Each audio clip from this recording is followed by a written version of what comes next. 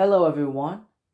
Happy New Year's, first of all. And second of all, let's move on to the next topic, the main topic, Resident Evil. So, Resident Evil, I've been playing these games for a while now. Well, I haven't been playing these video games, the original video game came out in the 90s, like maybe 5 or 4 years before I was born. So I growing up, I wasn't around when it came out. But ever since Resident Evil Village came out, I was like, you know what? Maybe I should play um, Resident Evil. These video games. Maybe it's the right time. Maybe this is the right time, the right moment for me to play these games because I've been holding off to them because I am very scared.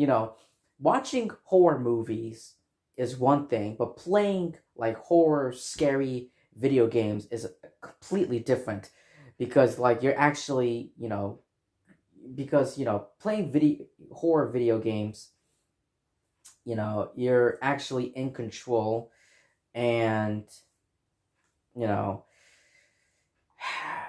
these types of games, they really, they scare me. They scare the shit out of me. But anyway, Resident Evil, so players can get to control Chris Redfield and Jill Valentine, members of the elite task force S.T.A.R.S, who must escape a mansion infested with zombies and other monsters. It is the first title in Capcom's Resident Evil franchise, and it was published by Capcom originally for the PlayStation. So, this movie. Now, actually, so let me make things. So here's how this video is gonna be broken down into. So this video is gonna be me reviewing the original Resident Evil and the remake of the original.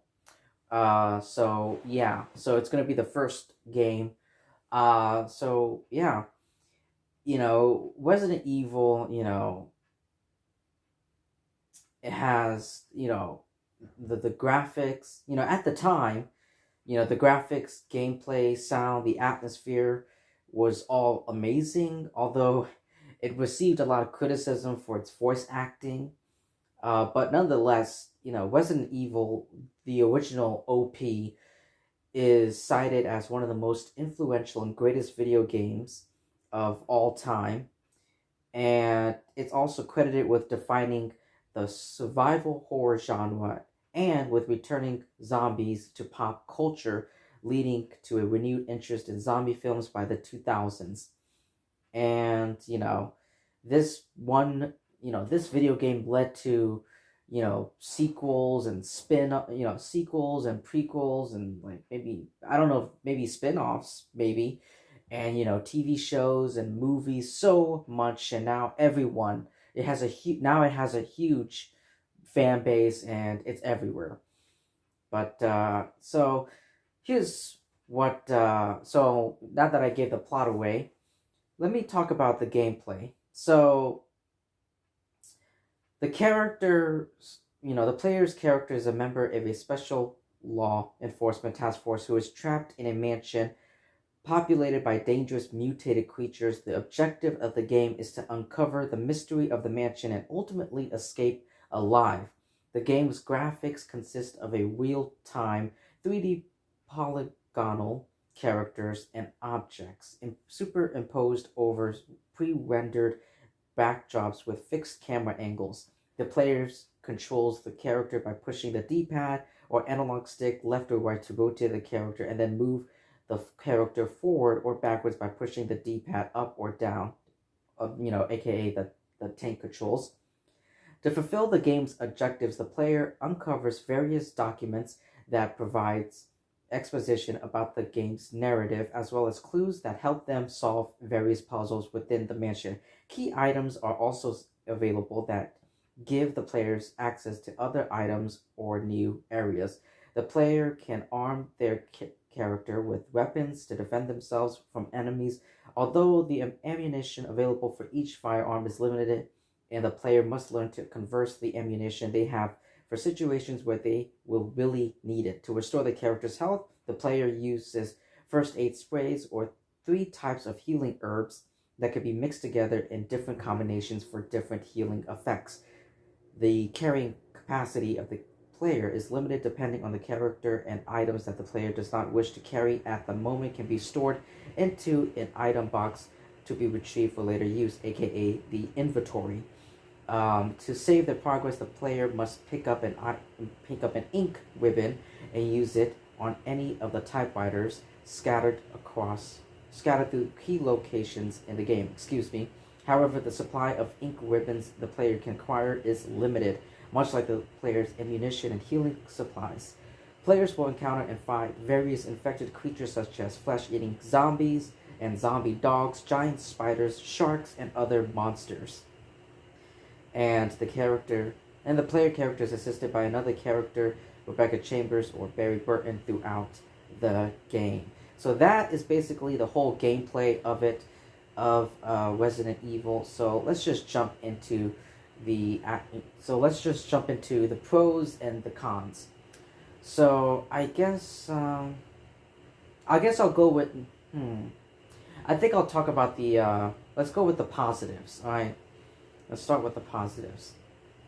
So, in the original version, the 1996, I believe it was 1996, 1990 something, original Resident Evil game. In the Sega Saturn version, you can play the battle game mode with both characters. Plus, it contains new enemies like zombified Wesker and Golden Tyrant.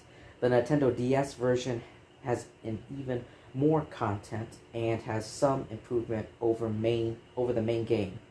There's also some knife battle sequences seen from a first-person's perspective, in which the players must stab enemies in the face by swinging the knife via the stylus.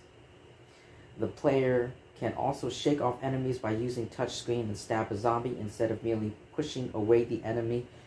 This version also includes updated play mechanics from the later games, the 180-degree turn, first introduced in Resident Evil 3, Nemesis, along with the quick reload and knife button from Resident Evil 4. You can skip dialogues and door animations, and also there's something called the Rebirth mode, which contains a greater enemy ratio and new puzzles that make use of the hardware's unique features and characteristics. This mode contains new puzzles which make use of the system's touchscreen and microphone to solve the puzzles. Most notable is the CPR minigame, where the player, as Jill or Chris, must blow into the microphone in order to perform CPR on the injured Richard. There is a LAN multiplayer for up to 4 players with 2 different multiplayer game modes. The first is a cooperative mode in which in which each player must help each other come together. The other is a competitive mode in which the objective is to get the highest score out of all the players by destroying the most monsters, with the tougher monsters being worth more points.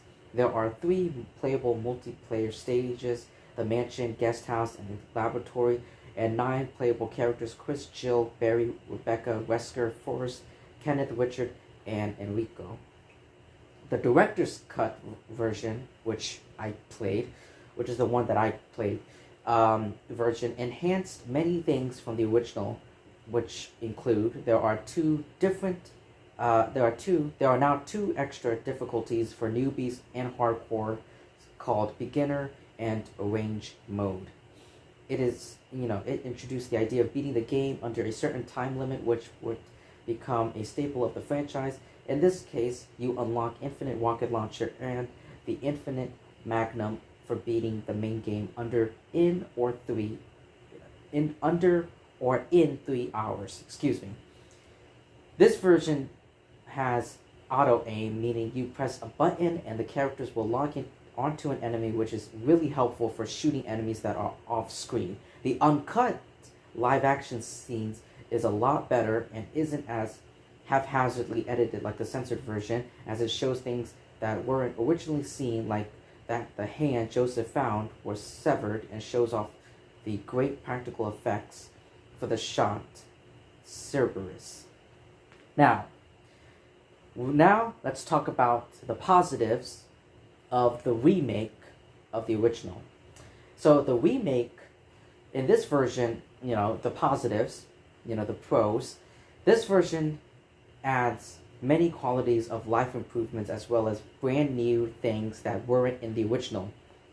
The HD remasters adds analog controls moveset that allows some players to move in a faster fashion than tank controls, as well as extra Resident Evil 5 Lost in Nightmare costumes for Chris and Jill.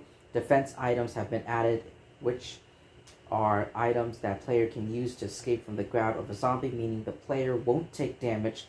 If a dagger is used on a monster, it's possible to get it back by decapitating it. The voice acting, while, it is still cheesy by today's standards, it's still much better than the original, as well as the other voice actors, give a lot of more believable performances in the remake.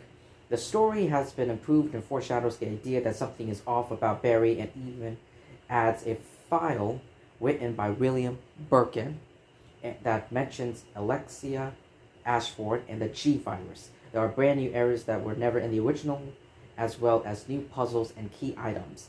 There are also brand new enemies, the Crimson Heads, which are considered some of the scariest monsters from the series. Crimson Heads are zombies that were recently killed but revived from the special T virus strain leaked to the mansion once more, making them faster, stronger, and more aggressive. Similar to the fast zombies in the remake of Dawn of the Dead, it's possible to prevent a zombie from becoming a Crimson Head by completely destroying the head or burning the body using lighter or kerosene. Lisa Trevor, she is portrayed as a large person with a bunch of faces that have been sewn together to create a mask. The story behind her is also tragic, as she was once a little girl whose father designed the mansion and unfortunately knew its secrets. She and her mother were kidnapped when Umbrella murdered her father. The two were experimented upon that with what would become the T virus until her mother passed away. Lisa wasn't as fortunate. She mutated into a grotesque form, and her mental faculties degenerated. Lonely and obsessed with her mother, Lisa went insane. So, she has more of an expanded character development in the remake. And moving on, the remake now has brand new modes to add to the replay value, which is, the first one is Real Survival. It's hard mode. It's hard mode, but the item boxes are not linked, meaning what item you put in one box will only be in that box. Fortunately, you can use the map to choose which each item you want and lets you see what's in it. The second one dangerous zombie. The game plays the same as before, with the sole exception of Bomb Zombie, meaning appearing during the first sections of the game. Bomb Zombie is Forrest, but wears a vest with multiple grenades strapped to his bandolier. He only spawns in a handful of rooms and will immediately charge at the player as soon as they enter the room, and can be heard from afar by the rattling of his grenades. He runs faster than any other zombies and replaces all that should be in the room. Worst part is that he cannot be killed by the player, as this will set off the grenade and kill them, even if shot from a distance. Defense items like the dagger, flash grenade, and stun gun also cannot be used, so players being grappled must allow themselves to be bitten. Fortunately, when the player returns from the Planet 42 fight with a helmet key, Bomb Zombie will disappear for good. And the last one is Invisible Enemy, the name titled, which makes all enemies invisible.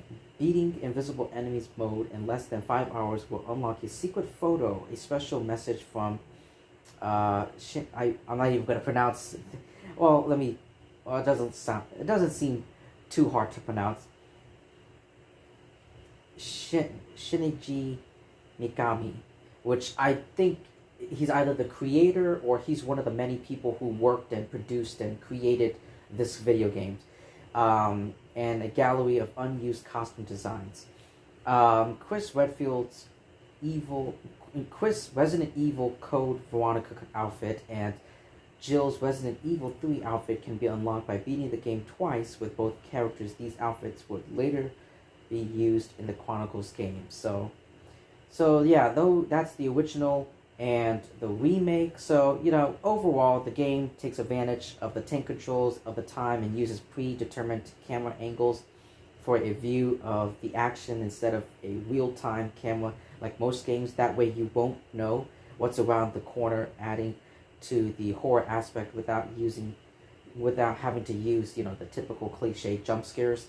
The player can choose, you get to choose, to control either Chris Redfield or Jill Valentine. The differences between both characters are more than superficial, with differences in abilities, items, and even supporting characters, resulting in a slightly different scenario for both protagonists.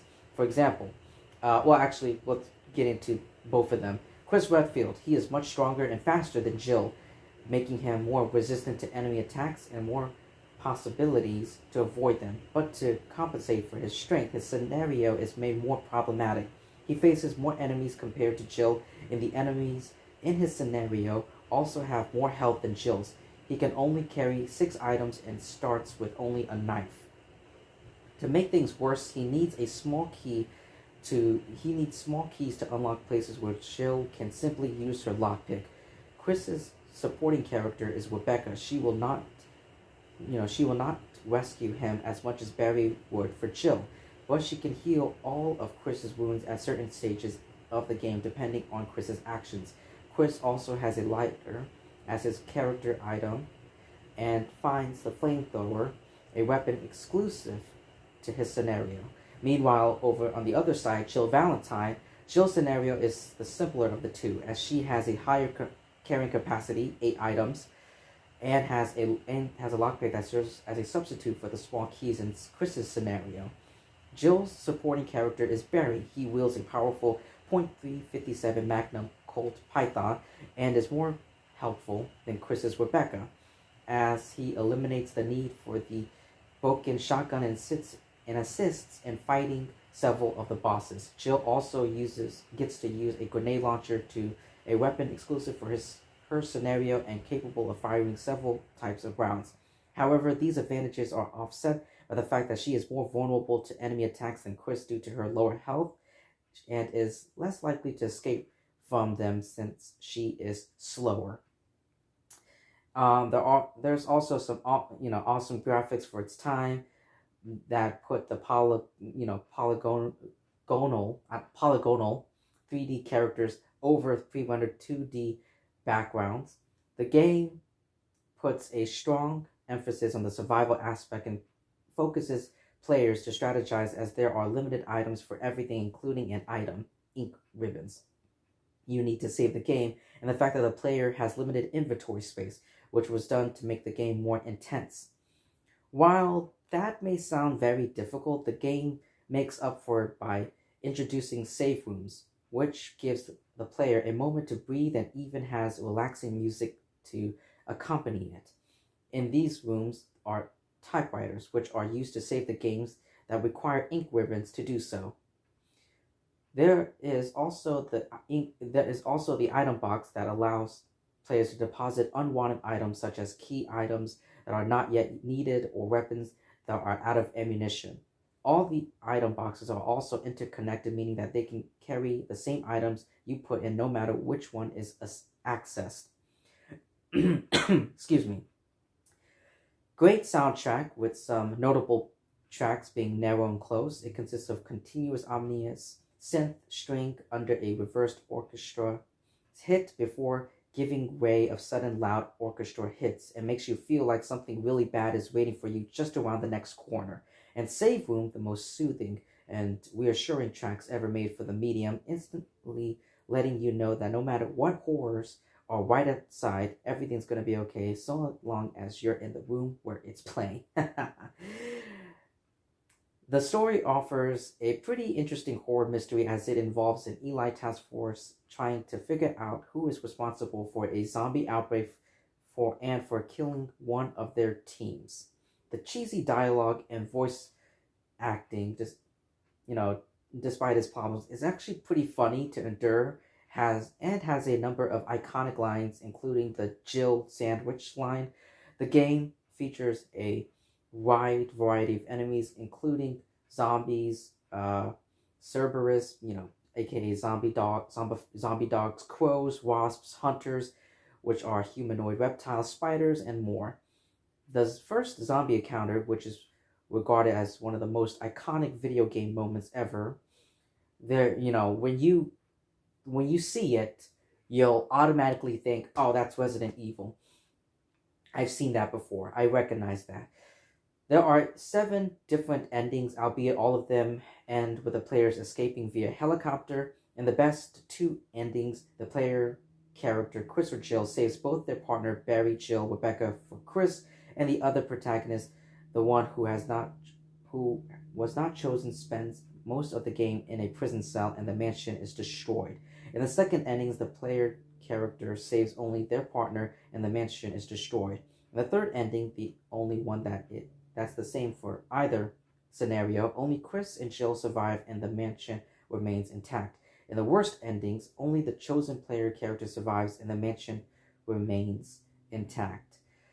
So, that was a lot of positivity. That was a lot of pros. Basically me talking about the original, positives about the original, the remakes, and then, an overall in conclusion. But, wherever there's good, there's always going to be some bad.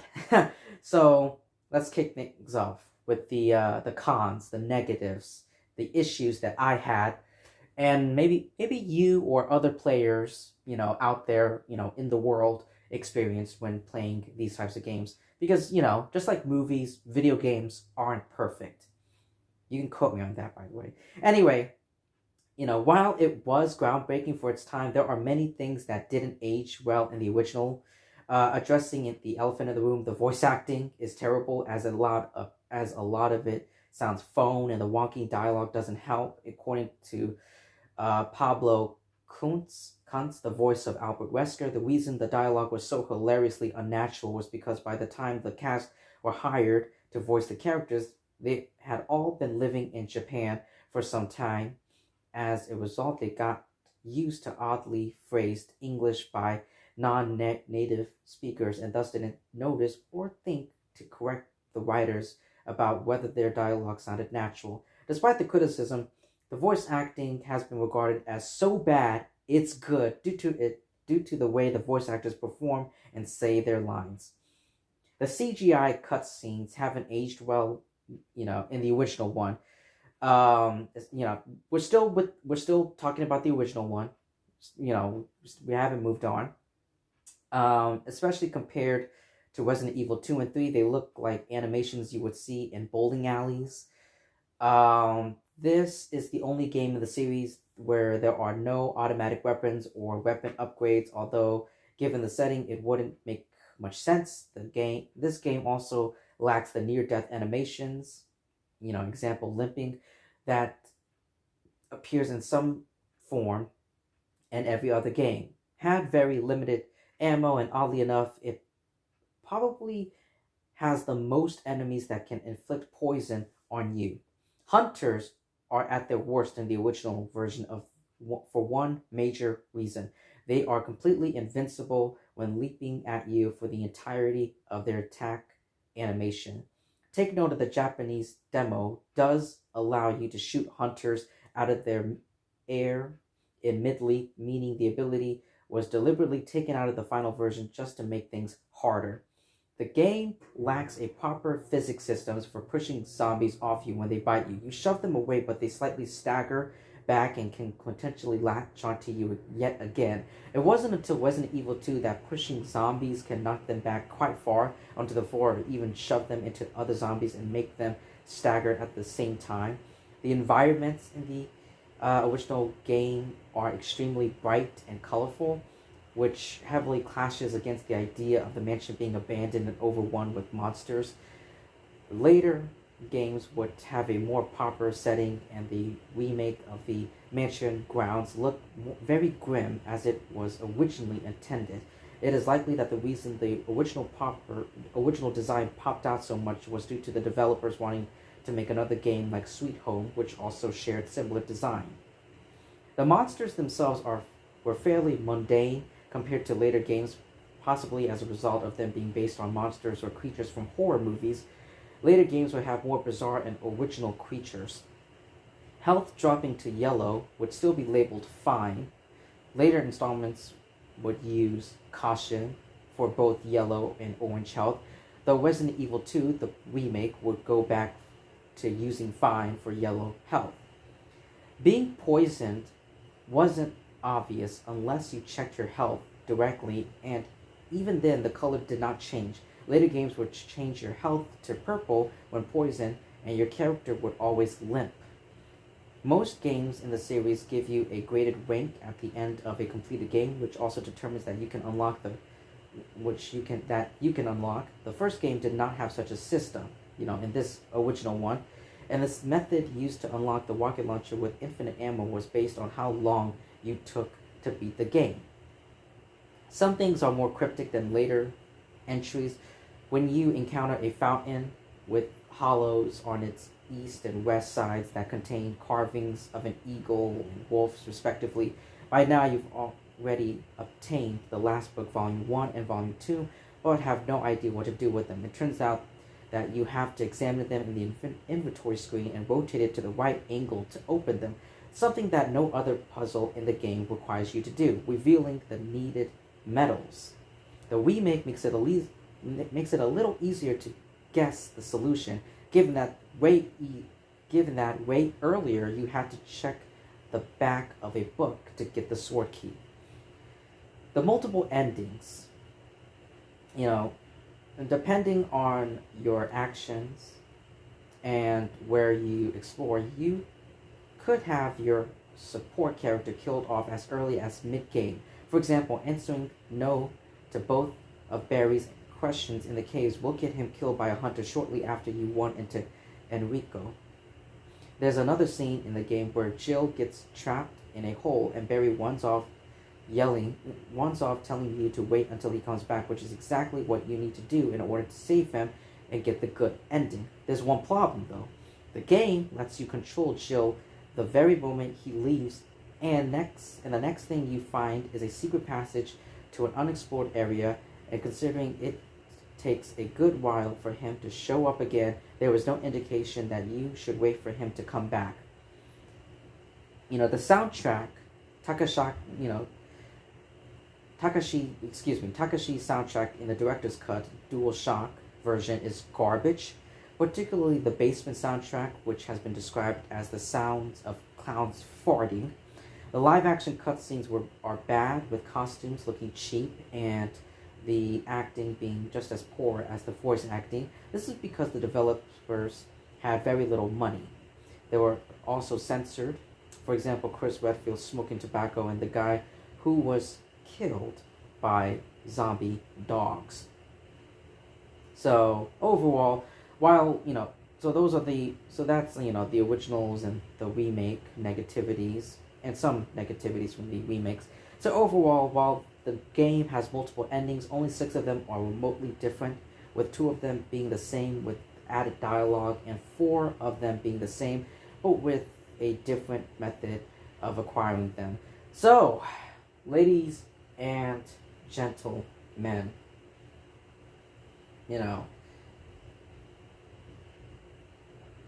this game, Resident Evil, this game is, I didn't play any of the Resident Evil, like I said in the beginning, I haven't played any of the Resident Evil video games. I've seen other players, their playthrough on YouTube, but I myself never played them until Resident Evil Village came out. And then I was like, maybe it's the perfect time. And the remake, the Resident Evil remake was on sale on PlayStation at the PlayStation Store, so I bought it.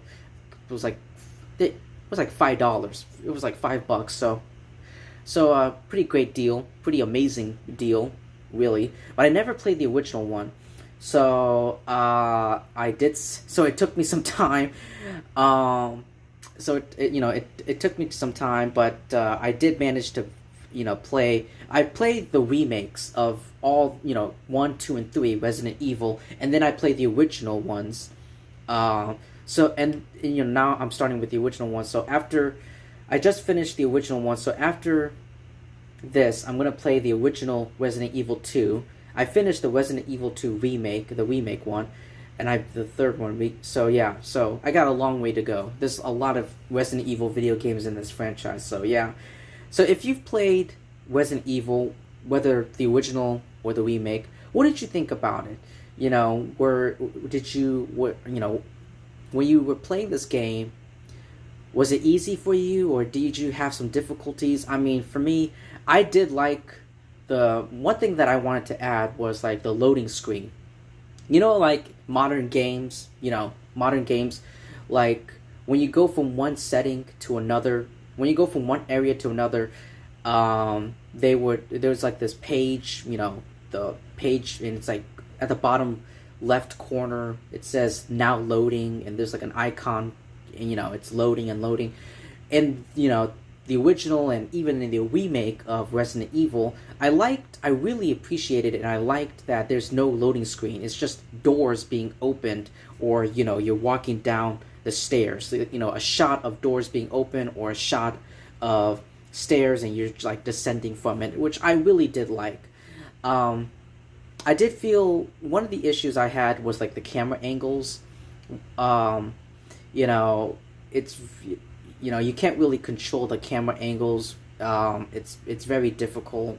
I don't know if that was purposeful or intentional. I don't know, but yeah, you can't really do much about the camera. But yeah, if you played this, let me know what you thought about it in the comments section below. And yeah, let me know what you thought about it, and I will see all of you lovely people really soon.